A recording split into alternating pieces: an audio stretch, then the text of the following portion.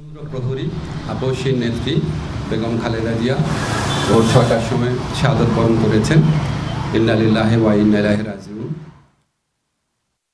মতো আজকে আমাদের সরকারে যারা আছেন আমরাও গভীরভাবে শোকাভিভূত।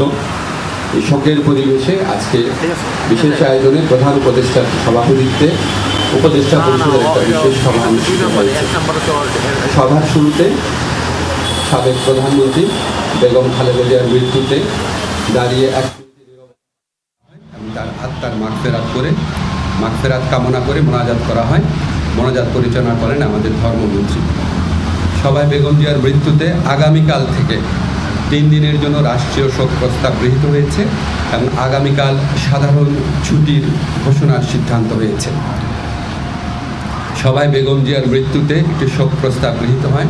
শোক প্রস্তাব পাঠ করেন আমাদের তথ্য এবং পরিবেশ উপদেষ্টা।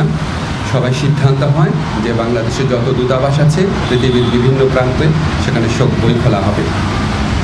সভায় বিশেষ আমন্ত্রণে অংশ নেন বিএনপির মহাসচিব জনাব মির্জা ফখরুল ইসলাম আলমগীর। তিনি সাবেক প্রধানমন্ত্রী বেগম খালেদা জিয়ার পক্ষ থেকে বেগম খালেদা জিয়ার পরিবার এবং দলের পক্ষ থেকে অন্তর্বর্তীকালীন সরকারের প্রতি কৃতজ্ঞতা প্রকাশ করেন এবং বেগম জিয়ার নিরাপত্তা সহ সকল ক্ষেত্রে প্রয়োজনীয় সহযোগিতা প্রদান করার জন্য ধন্যবাদ জানান। মির্জা ফখরুল ইসলাম আলমগীর সাহেব আমাদের সভাকে অবহিত করেন যে আগামীকাল বুধবার বাদ জোহর জাতীয় সংসদের দক্ষিণ প্লাজা এবং এর সংলগ্ন মানিক মিয়া এভিনিউতে বেগম খালেদা জিয়ার জানাজা অনুষ্ঠিত হবে। জানাজার পর তাকে শহীদ রাষ্ট্রপতি বীর মুক্তিযোদ্ধা রাষ্ট্রপতি জিয়াউর রহমানের পাশে দাফন করা হবে। ওনার দাফন করা হবে শহীদ রাষ্ট্রপতি জিয়াউর রহমানের পাশে। আজকে সভায় বেগম জিয়ার দাফন এবং জানাজা সম্পর্কিত বিষয়ে সরকার সব ধরনের সহযোগিতা প্রদান করবে বলে জানিয়েছেন মাননীয় প্রধান উপদেষ্টা। মাননীয় প্রধান উপদেষ্টা ডক্টর মোহাম্মদ ইউনূস সভায় বেগম জিয়ার বিষয়ে বিভিন্ন স্মৃতিচারণ করেন।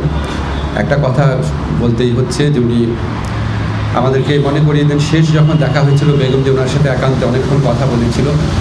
আপনারা জানেন সেনা সদরে যে অনুষ্ঠিত হয়েছিল প্রোগ্রাম, সেখানে উনি অত্যন্ত উৎফুল্ল ছিলেন, সবার সাথে কথা বলেছেন এবং উনি সেগুলি স্মৃতিচারণ করেছেন মাননীয় প্রধান উপদেষ্টা। এবং উনি এটা বারবার বলেছেন যে আজকে এরকম এই জাতির এই বিশেষ মুহূর্তে আমাদের বেগম খালেদা জিয়ার উপস্থিতি অনেক প্রয়োজন ছিল।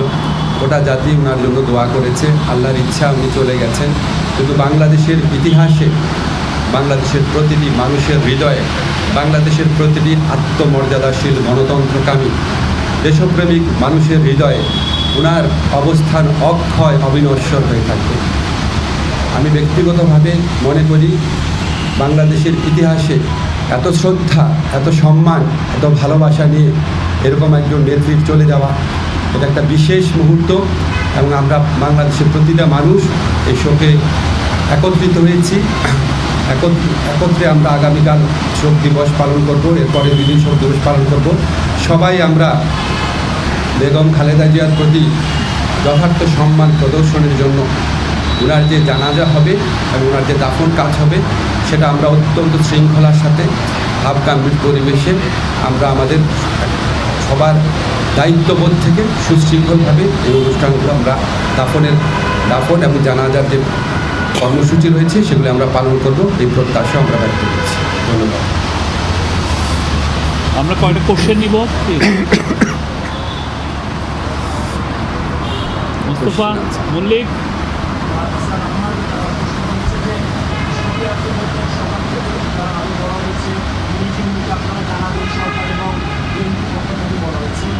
আমার একটা প্রশ্ন হচ্ছে যে মানুষজন বলছে যে খালেদা জিয়াকে মারা যাওয়ার মধ্যে দিয়ে প্রমাণ করতে হয়েছে যে তিনি আসলে অসুস্থ ছিলেন। আপনি সবচেয়ে বেশি শিক্ষা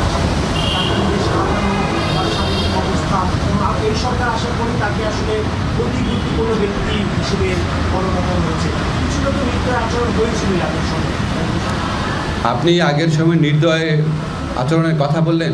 ওনাকে একটা প্রহসনমূলক রায়ে ওনাকে জেলখানায় পাঠিয়ে অকথ্য নির্যাতন করা হয়েছে। বেগম খালেদা জিয়াকে যেই মামলায় দোষী সাব্যস্ত করা হয়েছে এটা যে প্রহসনের একটা রায় ছিল, এটা যে একটা সম্পূর্ণ সাজানো রায় ছিল, এটা আমাদের সর্বোচ্চ আদালতের আপিল এবং রিভিউয়ের মধ্যে দিয়ে প্রমাণিত হচ্ছে। সর্বোচ্চ আদালত সুপ্রিম কোর্টের আপিলের ডিভিশনের রায়ের মধ্যে বারবার বলা হয়েছে যে বেগম জিয়াকে যেই মামলায় সাজা দেওয়া হয়েছিল সেটা সম্পূর্ণ রংলি, উদ্দেশ্য প্রণোদিতভাবে, জিজ্ঞাসাপ্রসূতভাবে ওনাকে সাজা দেওয়া হয়েছিল। ওনাকে জেলখানায় বিভিন্ন সময় যেভাবে নির্যাতন করা হয়েছিল, ওনাকে আমরা হয়তো এত তাড়াতাড়ি হারাতাম না। আমি ব্যক্তিগতভাবে মনে করি বেগম জিয়ার এই মৃত্যুর পিছনে ফ্যাসিস্ট যে প্রধানমন্ত্রী ছিলেন শেখ হাসিনা এবং ওনার যে সরকার আছে অবশ্যই তার দায় রয়েছে। মারুফা,